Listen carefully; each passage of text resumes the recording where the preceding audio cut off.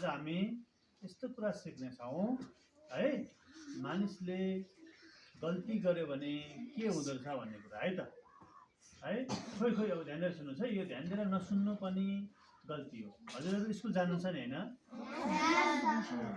ए plus कसले ल्याउँछ थाहा छ हजुरहरूलाई? ए प्लस कसले ल्याउँछ?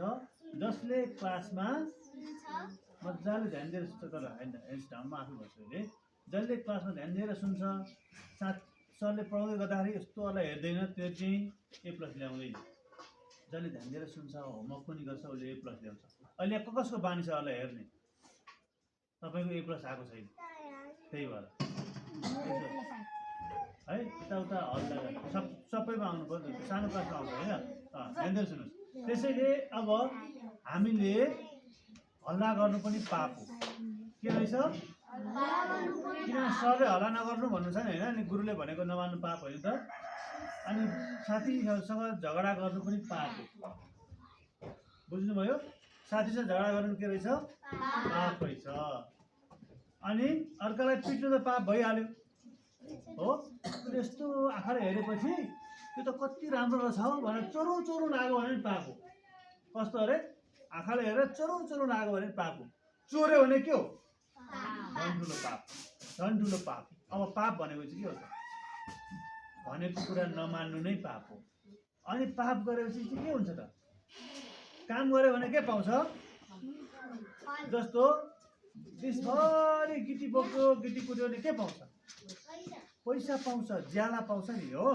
त्यस्तै अब सबैजनाले भन्ने है मसँगै, पापको ज्याला मृत्यु हो। पापको ज्याला मृत्यु हो। पाप गरेर के हुँदो रहेछ? हेलो, पाप गरेर के हुँदो रहेछ? के हुन्छ?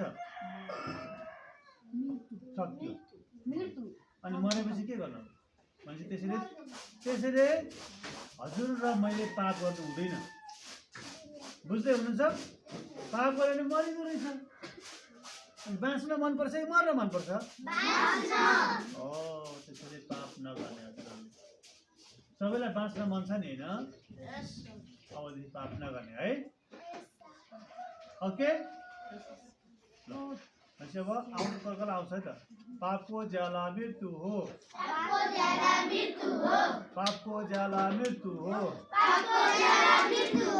म अबदेखि पाप गर्दिन।